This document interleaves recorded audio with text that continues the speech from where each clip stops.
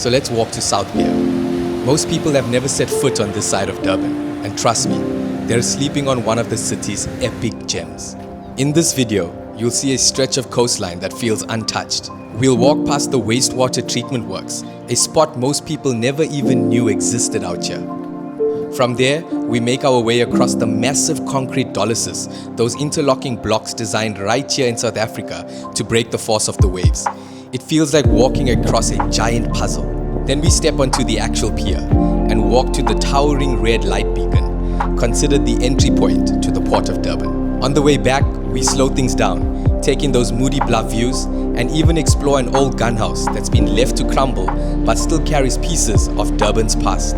If you're into hidden spots, gritty adventures, and seeing Durban from angles most people never do, then hit that like button, drop a comment, and watch till the end. It helps the video travel further than the tide, and don't forget to subscribe. There's plenty more where this came from.